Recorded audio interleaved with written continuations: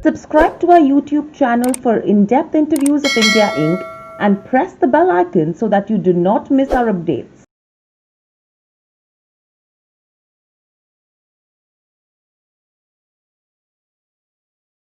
Hello and welcome to Nirmal Bang, ladies and gentlemen. I'm Hiral Dadia. We have with us Mr. Ramakanth, Akula, CEO at the Waterbase, joining in. Welcome to the show, Ramakanth. It's a pleasure to speak to you as well. My first question coming to you over here is the kind of impact that COVID-19 has had on different businesses.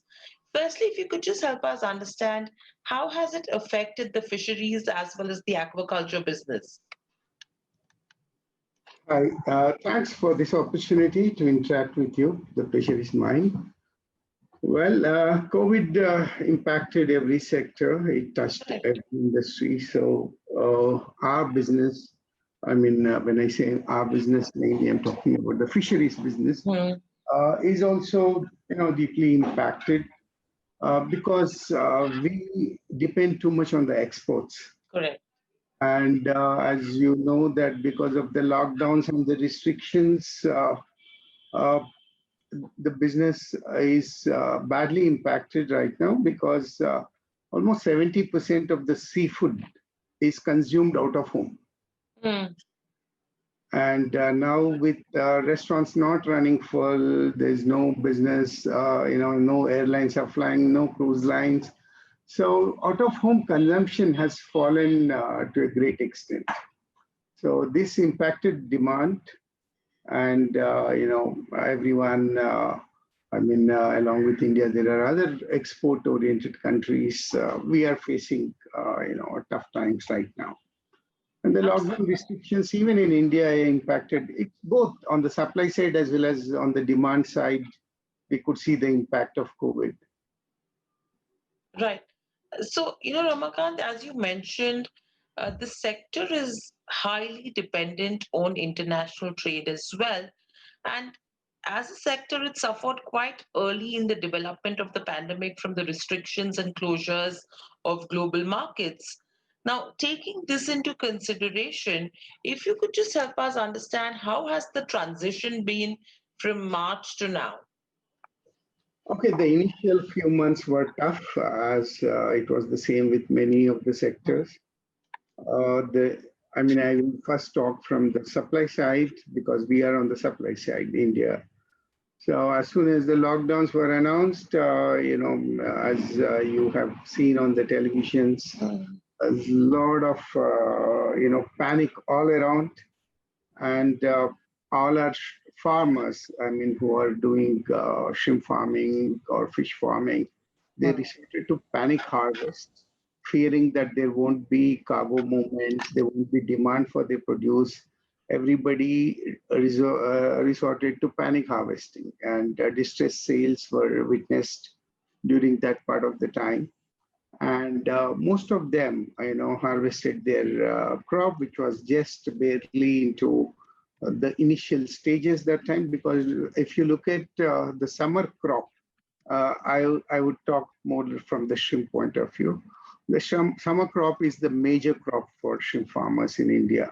Almost 50 to 55% of our produce come in between, say, May, June, July, for the harvest. Mm. And since our farmers did not go beyond March, so there was no shrimp available when it came to June, which is the normal harvest time. So most of the farmers, fearing that there would be a complete lockdown and the cargo movement would stop, and so are the processing facilities. They had their own issues that labor did not turn up. Most of the labor went back, and it was chaos. It was complete chaos in the initial times. It's from the farmer side. If you look at from the processor and exporter side, with all the restrictions on movement of people, they could hardly mobilize people, and whoever were there, they fearing that they might contract virus, they went back, and it was very very difficult for the processors to bring back these people. And for the feed manufacturers like us, there was restrictions on movement of goods and all that. Okay, I mean, things got eased off within few weeks. I mean, the government was very much proactive in, listing our sector as an essential commodity sector, though they allowed movement with passes and things like that. Mm. But still, I would say the farmers did not go for the crop, and so there was no demand for feed and hatcheries also suffered a lot because they had to drain their apply their seed because there was no demand. And the first 2 months were, as I said, chaotic, but things started improving from May when we saw that the ports started slowly working and cargo movement started. We started witnessing the cargo movement. Then the interest suddenly came back from the farmers. They wanted to now go in for the crop, which they discontinued in between, but they could not get seed because all the seed that was available in the hatcheries, they drained it off. And for again producing seed, quality seed, you need brood stock. And this brood stock has to come all the way from US, and because of the cargo movement wasn't there, so it was a tough time in arranging for the seed. Finally, government also intervened, and then we have seen some cargo movement happening, and we flew the brooders from US to Hong Kong via chartered flights, and then from Hong Kong to India, they came in cargo. So by the time the brooders came into India, it was almost by end of May, and seed was made available to the farmers only in July. So all in all, what we have seen is a complete washout, I would say, of the first crop, which is the main crop for shrimp. But then slowly things came back to normalcy, and even in the consuming countries, we have seen slowly, restrictions getting lifted off. People started moving, and the demand was slowly coming back. And with summer there in Europe and US, we could see some traction. But again, the fear of second wave coming in now, again, we are all, still seeing what would happen this winter, whether the demand would continue to be there or it would be dismal. But one silver lining, what we have observed is the retail sales in US Correct. and Europe, they got a good spike because most of these people stayed in-house, and the Americans or the Europeans started cooking at home. While earlier there used to be only one meal at home, now you saw a couple of meals at home, and that boosted the demand for shrimp and other value-added products. And that, of course, will not make up for the loss that you get from the food service. Totally the demand comes from food service and retail. Retail accounts for only about 30%, and food service accounts for 70%. So 70% is catered. The food service caters mainly to the restaurants, canteens, cafeterias, restaurants, cruise lines, airlines, all these places. So that still hasn't come back. I don't think that would come back to normalcy unless we see the vaccine coming out and the fear goes off in the minds of consumers. But yes, retail had grown substantially. I mean, we could see a spike of over 20-30% in the retail, which we feel is going to stay. I don't think having got used to cooking at home and enjoying their meals, I think that would be there going forward. So overall, when things come back to normalcy, we should see some increased consumption of seafood. Absolutely. You know what you mentioned as well, canned and preserved seafood products is something, especially with a longer shelf life. Those are companies that have really profited as well because there was a lot of panic buying that was happening at the beginning of the crisis. And as you mentioned, home consumption has gone up in a lot of other retail categories, and that's something which has kept us going overall. Now, do you think, taking this into consideration, suppliers will have to develop consistent ways to provide direct supplies to consumers? Is B2C something that is going to pick up from here on?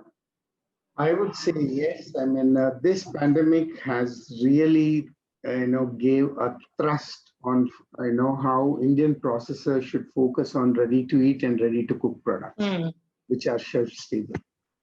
All these years, Indian exporters or Indian exports mainly focused on the raw shrimps or the raw seafood. We never ventured into a value addition in a very big way beyond just peeling, deheading, and deveining the shrimps. But now, with what we have witnessed in the last 3, 4 months, and which we are still witnessing, value-added products hold a very good promise for the future. So Indian shrimp processors and exporters should gear up to that. And though India could not take very big advantage of this boom that we have witnessed in the retail, but it mainly went to countries like Vietnam, Indonesia, Thailand, who are, for many decades, they are very strong into value addition. While we focused mainly on the raw and frozen shrimps, which is basically a commodity. So this pandemic has really, made all the Indian processors and exporters to seriously think about how to increase their share of value addition going forward. Right.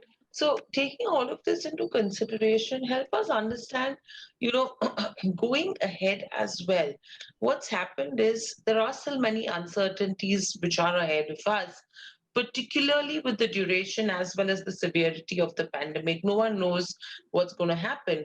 However, do you think a prolonged market downturn will probably introduce long-term transformations to the sector as a whole? We have witnessed many crises in the past, but most of them were economic in nature. Hmm. Let it be the GFC, global financial crisis, and all that. In all these crises, what we have observed is food always makes a V-shaped recovery, Hmm. right? So we are quite gung-ho that this sector will bounce back the minute, because this is not purely an economic crisis, there is a health crisis also. So once this gets blown out, and then I think the demand is going to come back, and you can see, a big boom for food. I mean, all people who are now stuck at homes, there will be some kind of a revenge eating that would take place, and food will come back. It will bounce back very soon.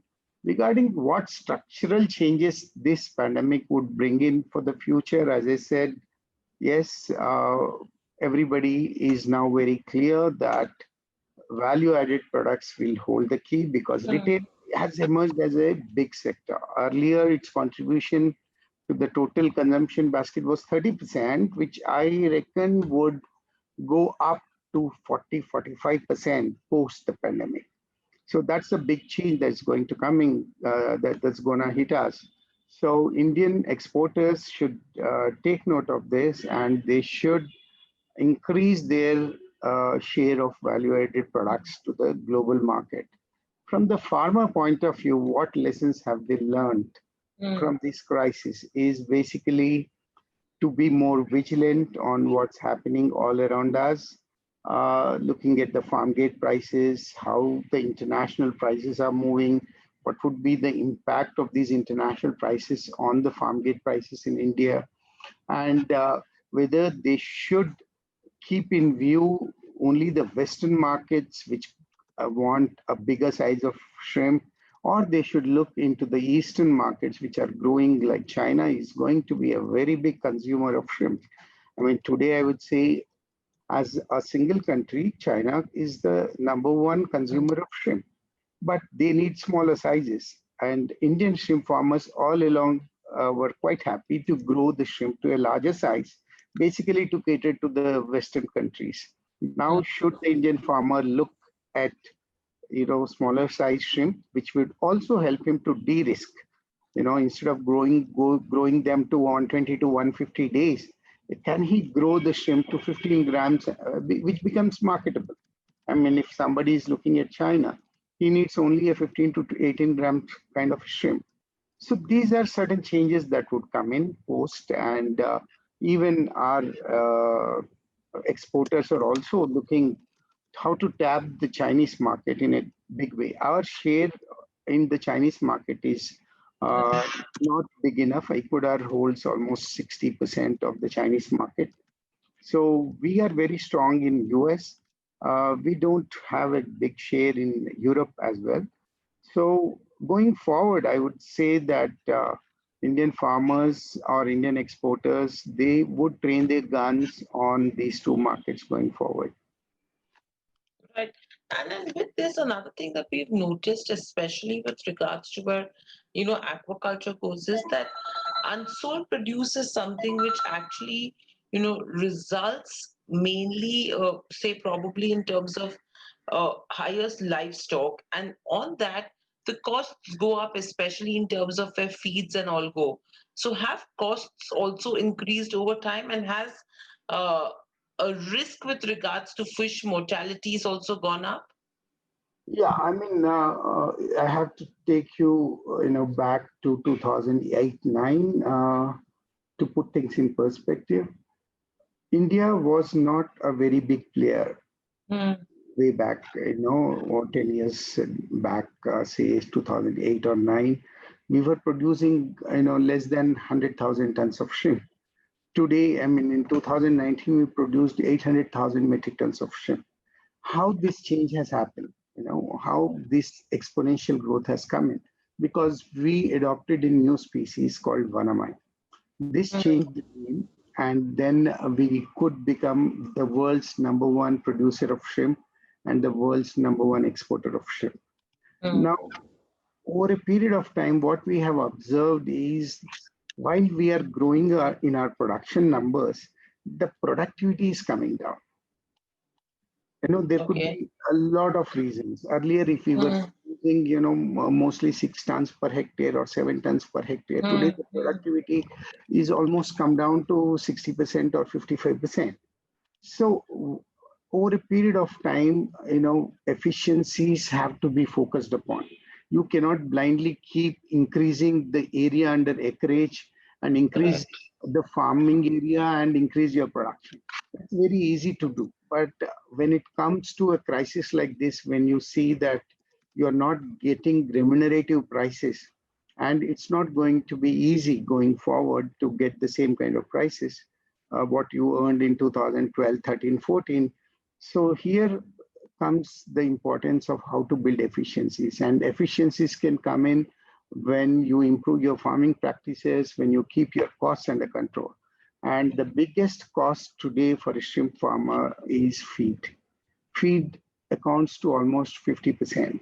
And feed costs are going up, though feed manufacturers have not increased their prices between 2014 and 15 to 2020, almost for 5 years, they didn't pass on the inflation. But if you see what was the ingredient prices, say, 5 years back, and what is it now, the cost increases have been over 27%, Mm, which have not been passed on to the farmer. But once they got passed on, then their realizations come down drastically. mm, So efficiencies will play a very big role going forward. It's very important for India to defend its cost structures, which is, I mean, I normally say there are 4 Ds which will mm, help us to sustain this growth. One is defend your cost structure, which is very, very important. Today, if you have become India's world's number one shrimp producer and exporter, it is because of your cost structure, right? So let it be your feed cost, let it be your labor cost, let it be your power cost, let it be, all these costs are much lower when you compare with other countries. That's why you could compete effectively in the international market. So you got to defend this cost structure. Now, for example, if we take feed, how are we going to compete in the international market if the prices, if the inflation is passed on to the farmer? So we have to see somewhere, the government, the policies also need to change. I'll give you an example. Today, India has almost over 30 feed manufacturers, Mm. and our feed capacities in the country are about 3.6 million metric tons. Your demand is just about a million. So you have 3x capacities already. And Correct. on one hand, you have to defend your cost structure. On the other hand, you also have to ensure that these many factories that have come up, they should also sustain and they should be in the business. Mm. They should be viable for these people. Otherwise, there's an existential threat to this sector. But what has happened, we allow import of feed also into the country at a very concessional duty.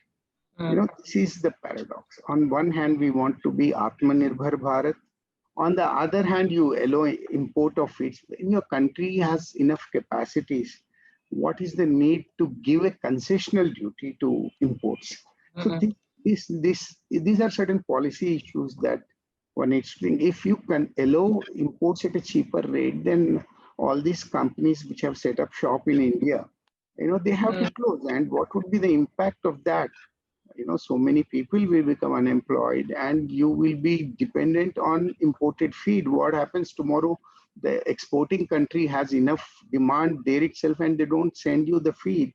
Then where will you go? So again, you will go back to the olden days where demand exceeds supply, supply exceeds demand. So what we need to do right now is address certain key challenges that the industry is facing. In the feed industry, as I mentioned, they should withdraw this concessional duty that is given to some countries which have idle capacities where the cost of production is cheaper, the cost of Mm. inputs are Mm. cheaper. So, and still the import duty is also cheaper in India. So you need not give them that concessional duty. That is one. Second, there are certain critical inputs which are still not allowed to be imported in India for a variety of reasons. For example, I tell you fish oil, which is a very key ingredient in your formulation. And Mm. we are solely dependent on the Indian produce. Mm. So if this fish oil is allowed into India, good quality fish oil, that Mm. would go a very long way in, making our formulations much better for the farmer. Mm. Now, this is not allowed in India because they say we don't have that provision in our tariff things which differentiates what fish oil is for medicinal use and what is for feed. So these kind of things we need to address. Other thing is take soya. Many of these countries use genetically modified soya, which comes at a very, very cheap price. Mm. Whereas India uses only non-genetic modified soya, right? So if we use only non-GM soya, I mean, if we take our Indian soya, it costs close to about 38 rupees, 39 rupees. But when you look at GM soya, it costs only about 31 rupees or 29 rupees if you import it Mm. from such countries. So why not make an exception for the feed industry to allow them to use GM soya? This would go a long way in defending your cost Mm. structure, right? So it is very, very critical for us to defend our cost structure. So that's why I say my first D is defend your cost structure. Second D is you have to drive your domestic demand. India Mm. is a country with 1.38 billion population. Mm. And with 60% or 65% of them being non-vegetarians, our per capita consumption of fish or seafood is a dismal 6 kgs, a little over 6 kgs per person against the world average of 20 kgs. So why don't we develop our domestic market so that it will become a hedge for you Mm. when you have these issues that are going on in the world which may impact you directly. So if I had a strong domestic market, my Mm. farmers would be benefited. So the demand would be there, the prices would be more stable. Mm. Unfortunately, in India, our domestic consumption, say for example, shrimp, is very, very low. Whatever we produce, almost 93% gets exported. Only Mm. 7% finds its Okay. way into the domestic market.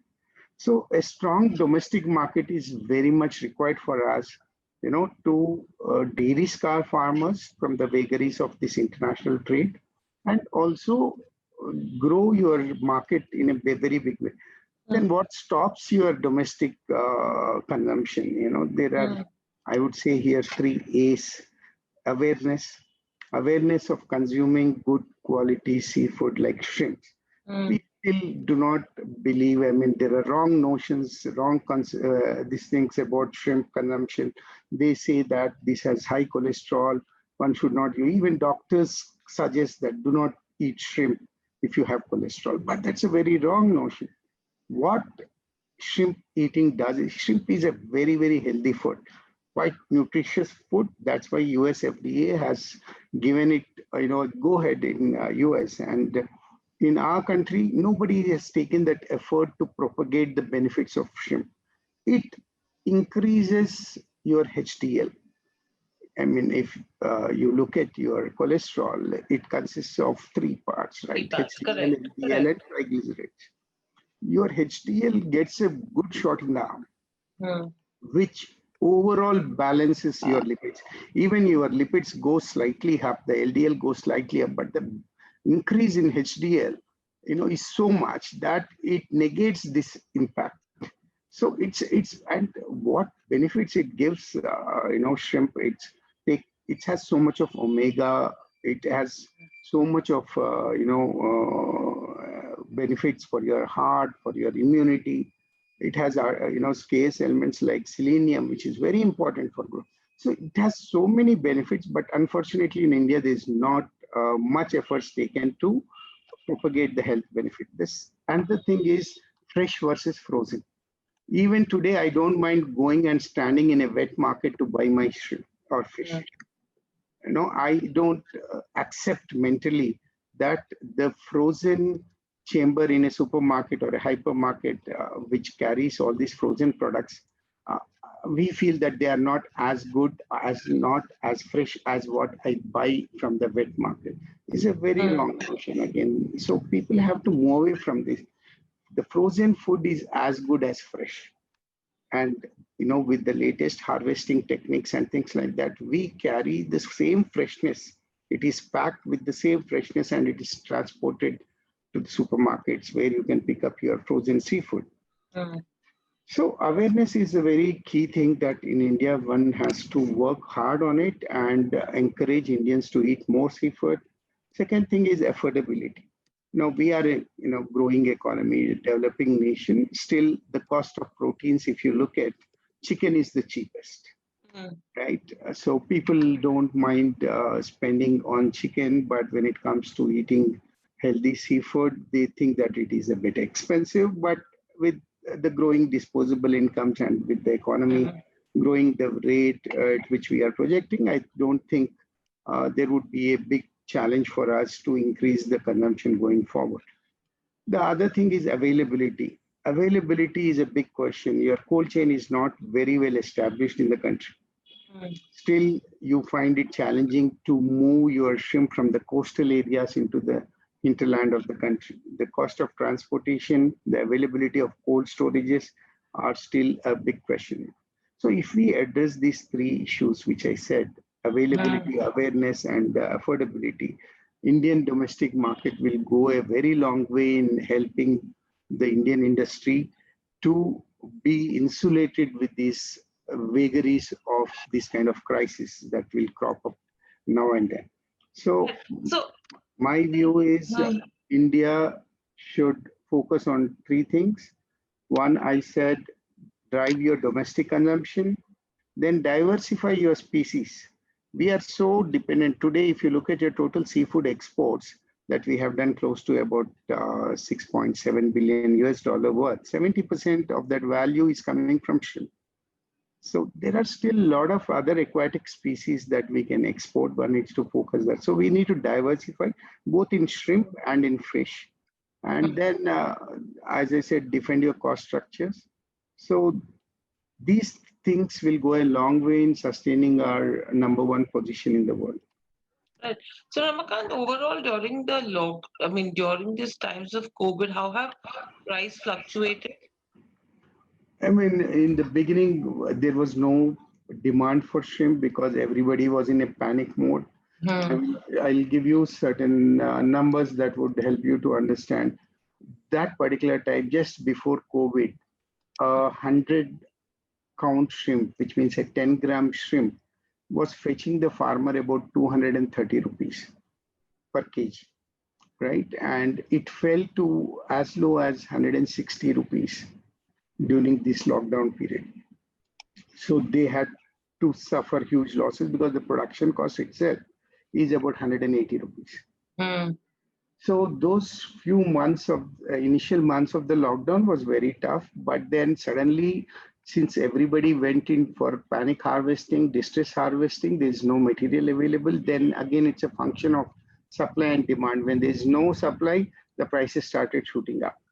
So now there is a good price that is available for Indian farmers right now because again there is no shrimp that is available because the first crop, as I told you, has been a washout because all of the farmers went in for panic harvesting, and the summer crop, which is the main crop for us, we lost the production. People came back with vengeance. They wanted to stock their ponds in July and August, and seed was also made available. Everybody went in, but then we had instances of disease outbreaks. We had instances of heavy rainfall, and in the last Hmm. 10, 15 days, you would have seen most of the farms were flooded in Andhra Pradesh because of heavy rains, and they got washed out. Hmm. So today, again, we are back in terms of good farm gate prices. And Hmm. because, as I told you, it's function of demand and supply. There's no supply today, and the prices have come back. So prices, international prices are typically a function of demand and supply, as we all know. So what has happened in the international market is shrimp exporting countries. I mean, India is number one, followed by Ecuador. Both these countries got affected due to the lockdowns and due to the restrictions that were there. Hmm. And with China, the major consuming country, for the first 3 months of the year, I mean, since they were the first to go into COVID, their restaurants, their business collapsed. So most of the shrimp farmers of Ecuador, which who basically target China as export market, Hmm. they had to suffer a lot.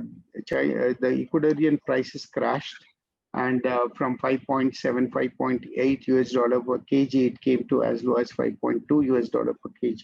Hmm. But now the prices are firming up because there's no supply. So the same situation would continue. Only challenge would be production now. But Hmm. these months are not conducive for shrimp farming because you are getting into the winter time. So you need to again wait till the summer season to see how situation would pan out by then. And if we have the vaccine by then in these developed countries at least, Hmm. I think the food service demand would come back and the business would be back to normal in 2021 is what we expect. Normalcy in 2021 is what could be on the cards as well. Thank you, Ramakant, so much for joining us on the show. It was a pleasure to speak to you as well and understand as to what's the impact on this industry as a whole. We hope to speak to you soon again once the results are out as well to So, understand how the financial transition has been between the first quarter and the second quarter once things have started to open up and things have started to pick up as well. But we wish you good luck. Thank you so thank you. much. I hope you enjoyed the conversation as well and hope to see you soon again. Stay safe. Thank you. Thank you. Thank